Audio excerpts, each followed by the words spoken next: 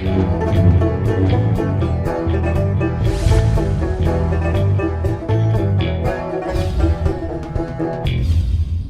I'm the DeadwoodJedi. This is going to be another Raid Shadow Legends video. We are back on the free-to-play, the Road to Ultra Nightmare. Got my coffee with my new cup here. And it is delicious. And you might be wondering what I'm doing right now. Well, this all comes down to what today's video is going to be about. The good, the bad, and the ugly. That's what I'm titling it, because there's three things I kind of want to talk about, and that's a good cover for it, I think. And we're going to take them kind of out of order here. But yeah, what am I doing right now? Well, I'm dealing with the ugly here. Yeah, you might be wondering, what is he farming right now? Why is he farming the sewers of Arnok as a stage in campaign? And if you paid really close attention, you might be wondering, why is he farming normal sewers of Arnok in the campaign? And that's a really good question. One I don't particularly have an answer to myself. And the reason why is because this is one of the challenges in this game. They have a thing next to the missions, on the other side of the missions, called challenges. And the challenges are ideally supposed to challenge you, but more importantly, help you through the game. And I've passed this information along to Plarium. I mean, every content creator has passed this information along to Plarium. We've all been complaining about it since the game started. But the challenges in this game are some of the worst in any game, because not only do they give you useless information, they give you bad information, which is just ridiculous. And it doesn't really scale properly with your level, right? When you have the missions, the challenges, those are things that are supposed to kind of take you through the process of the game, and they really don't. So I'm going to show you really quickly what I'm talking about. Now, the missions, first off, the missions, I actually really like the missions. I think the missions are a great guidepost for new players of what to do next. Whenever you get stuck and you're like, I'm bored, I don't know what to do next, you can always just go back to the missions, and they give you an objective, something that generally is going to be scaling with your account if you're working on them while you're doing things. And more importantly, they all scale up. So even if you've already gone well past this, like right here, I'm at clear stage 10 or higher on Dragon Lair, 10 times on auto. Well, I've easily cleared that. I'm running stage 20, but this will scale with me. It's stage 10 or higher, right? That makes it really easy for me to go back and still do the stuff without really sacrificing my progress or waste my resources. Well, the challenges aren't quite the same. I think, you know, when the game was first created, I'm sure they thought these were great, but they haven't changed these, and most of them are okay, right? The champion ones are all fine. You end up doing those as you go through. The dungeon ones generally are all fine as well. But if you notice here, like it says clear stage 13. It doesn't say 13 or higher. It's specific to stage 13, which means that I might have to go backwards in my progress to complete one of these missions or one of these challenges if I'm not on top of it. And I think that's really, really annoying personally. The arena stuff is all like, as you get to higher tiers and stuff, it becomes a lot easier. So that's not as big of an issue. I mean, I could be wrong, because some of it, I'm pretty sure they always include gold in it. So it should be something that's always retroactively available to do. So it's not as big a deal. But the big one is artifacts. And you can see, I've almost 3-starred all of Nightmare Campaign. I've beaten Nightmare Campaign. I've almost 3-starred all of it. I've done that with Brutal and Normal and Hard already. But I still have to go back to the normal stage on the sewers of Arnok to farm 2-star or higher chest plate boots, and the one I just did right before this, gauntlets, all with attack percentage. Not only is this silly that at this point in the game I have to go back to normal stage to farm anything, but it's even more silly that they're asking me to get attack percentage on my gauntlets when we all know the preferred stat there would be crit rate in this situation. For a new player coming up building a champion, crit rate is more important than the main stat on your gloves. Just is. If you're trying to deal damage, that is going to be more important. Why do they have me doing this? They're teaching me the wrong thing. Just like, you know, in, I think it's the arena one, when you're trying to fill your Great Hall, you have to fill the attack percentage, the attack one, for like 3 halls. Like, that's literally the last Great Hall you should be working on.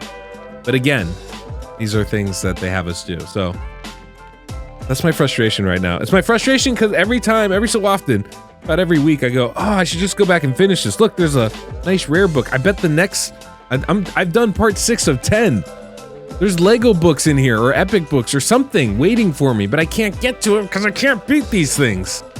Because I will go in here. By the way, this should have an automatic go button. I don't know why it doesn't just take me there automatically, but that's a whole nother thing. But it should have, this shouldn't be this hard. I shouldn't have to come in here and waste 4 energy over and over and over again waiting for this RNG of this thing to land and not even get the experience bump, right? Let me do this on Brutal. Let me do this on Nightmare. Let me do this on a level where the gear I get might actually be useful for my account. It's very frustrating. And so I want to rant about it. That's the ugly for today. All right, now that the ugly part's over, we can settle down a little bit, get to the good and the bad. It is day 36 here. We got our shard. We got our XP boost tomorrow. Ooh, exciting. I really wish I had my 500 energy. Not gonna lie. A little bit annoyed by that, but that's okay. But yeah, we're gonna get into that. One thing I do have here, I have an extra clan boss key. Well, I think I have 2 ready. What that does mean is I don't have to waste a key to be able to show you guys the bad. If you enjoyed today's video, don't forget to subscribe and hit that notification bell so you don't miss the next one that comes out. And of course, if you enjoyed today's music, we have that link down below in the pinned comment and description of this video, and you can use code DeadwoodJedi, save yourself 15%. And of course, if you want some account work, you don't like doing the work yourself, I'm more than happy to do it for you. My team is at the beck and call. Just visit my website, DeadwoodJedi.com. Now, first, I should actually, before we get to that, the good is real quick, real easy, because yesterday, I was able to 2-key Nightmare and 1-key Brutal very easily, and it felt really good. I dropped, we barely 2-keyed Nightmare. It was like 40 million. So we're still need to work on our team and improve where we can to kind of build that up. Ooh, another shard there. Excellent. I have some shards too, so we can pull those at the end of this. And I was able to 1-key Brutal, and we easily 1-keyed Brutal. Like that was not even, it wasn't even close, right? That part was really good. Well, not even gear or anything. Okay. But one of the things I did do was I jumped into, okay, cool. We'll have a second key here in a minute. I jumped up to Ultra Nightmare just to see what we were doing. And so I thought I would treat you guys and do an Ultra Nightmare run so you guys can see where we're at, because I'm doing about 20 million a key on Nightmare right now. We're in really good shape there. But the jump from easy to Nightmare is less strenuous than the jump from Nightmare to Ultra Nightmare. It's a huge leap in damage that we need to do, survivability of our champions, and just overall production, right? It's very, very hard. And remember, our goal is to get 17.5, 18 million so we can 4-key Ultra Nightmare. That way we can beat YC, I can get a nice Genzen mask, and everything is good and everyone's happy and the world continues to spin on its axis. That's why we have to do this, save the world. I thought you were aware. Anyway, the team is doing decently well, but there's definitely some things that we're going to notice right away. First off, accuracy is going to be an issue, right? Deacon does not have the accuracy requirement, because we're going to want for Ultra Nightmare, we're looking at really a minimum of about 220, 225, right? To reasonably land our debuffs. Not automatically, but reasonably.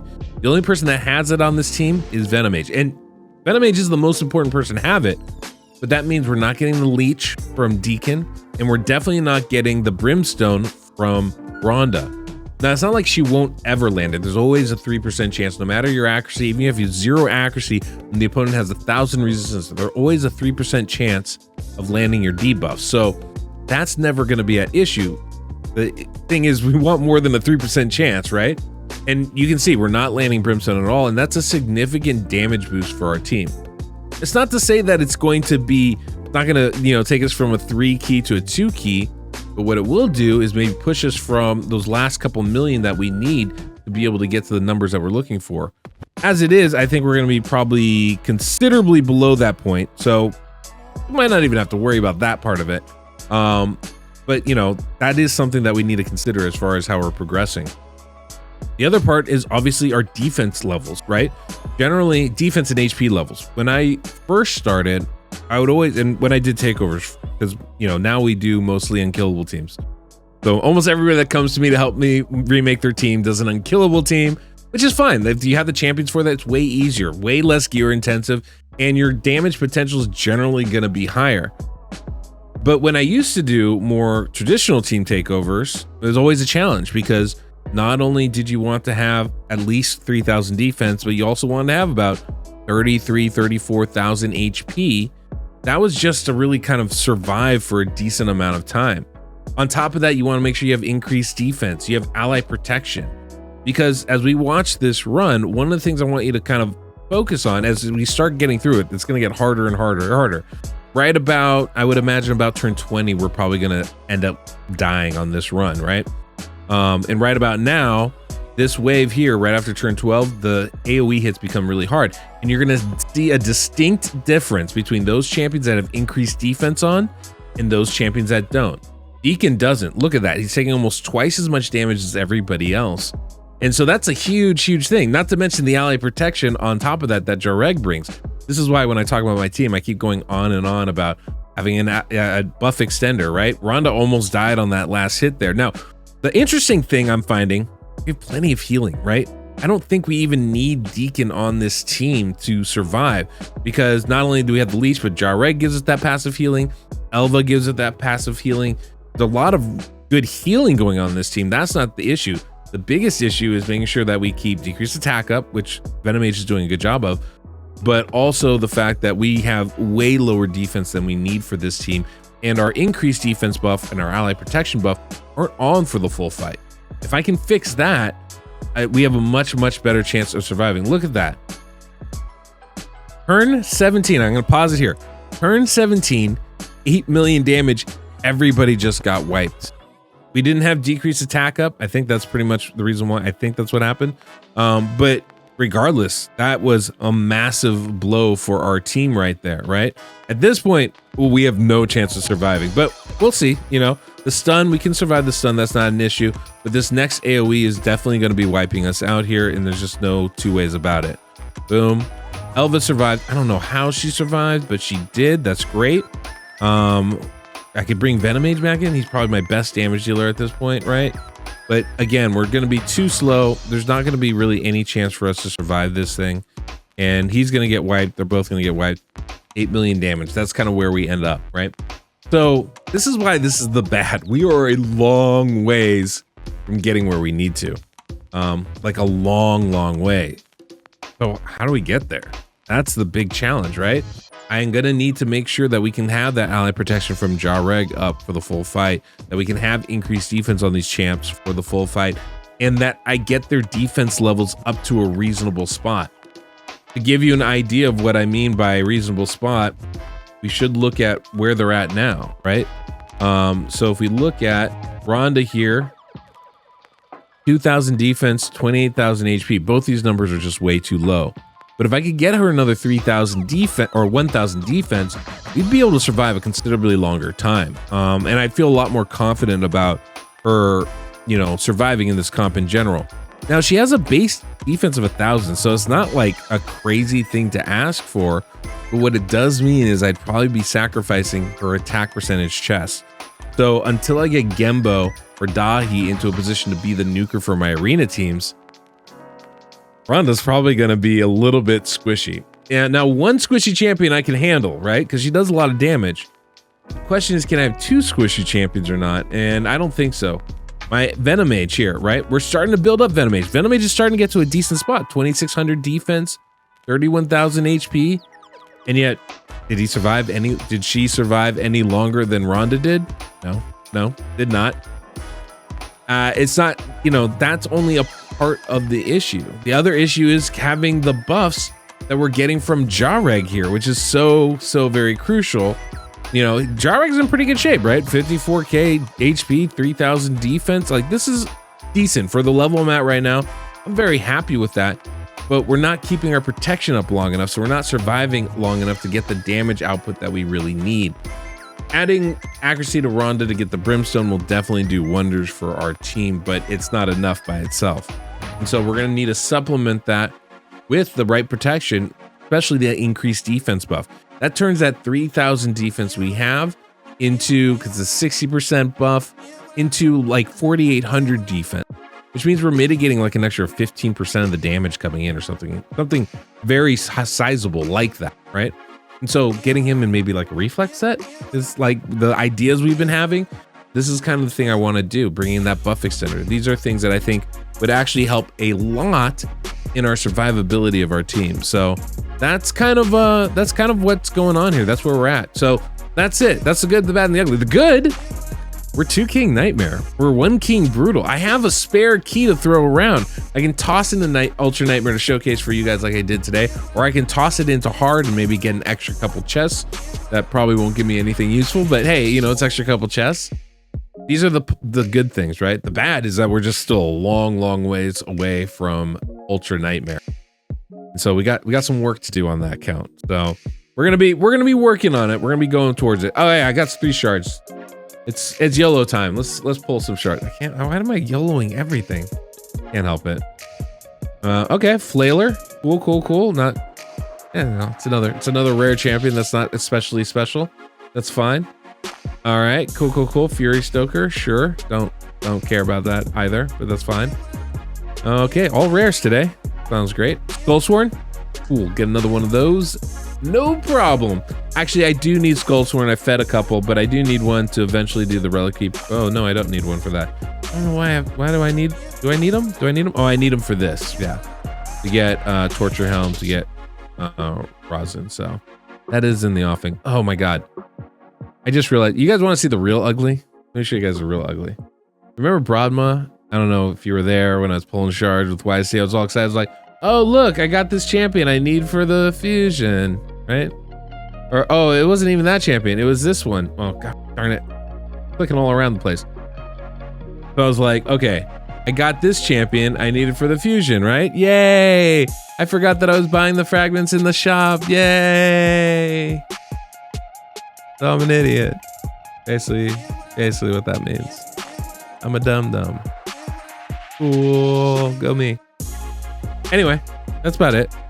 So we're, still grinding. I still have like an outside hope that I might be able to get a well up. I'm like still pursuing things as if that is my goal, but I'm probably not gonna be able to. And I'm not gonna be upset if I don't either. Although, one thing that's very cool, Spider Tournament, we crushed it. Got that 5-star chicken. We're sitting in first. Probably going to be overtaken. That's okay. I don't think I want to invest any more energy into that right now. I mean, I do need that actually banner for Rhonda, and it is just not falling. But I'm also not sure that it's really going to be worth too much time and effort. Classic Arena Tournament should be good for us. You know, the champ training will be solid. I'll be able to do that. This summon rush is going to be pretty tough. Honestly, obviously I have no shards. I just opened all my shards and we got 60 points, so that's cool. I only need 3,500, so yeah, kind of a little bit there to get. So am I free to play? Probably not gonna be getting that unless I get some real good luck in Clan Boss the next couple days. I don't see that happening. I only got 400 mystery shards, so that's not gonna take us where we need to go. So I'm not too concerned about that. And yeah, that's okay. Like I said, I'm not concerned about it. That part's fine. So we're just gonna keep trucking, keep plugging, and hopefully we'll turn both the bad and the ugly into some more good stuff. So that's the plan. So right now, just leveling some food. I'll probably do some spider runs over the next day or so, and keep trucking and try to get as much of this stuff ready to go as I can, and get as many of these rewards as I can. And I think we're in pretty good shape, guys. I think we're in pretty good shape. YC scares me. We definitely need that buff extender. Like, that's gonna be essential, I think, going forward. Might be Valerie. Really hoping it's not, but it might be Valerie. So we'll see where we end up at. But yeah, that's kind of the plan right now. Anyway, thanks guys for sticking around. Hopefully you are enjoying your morning as well. And until next we meet, I'm the Deadwood Jedi.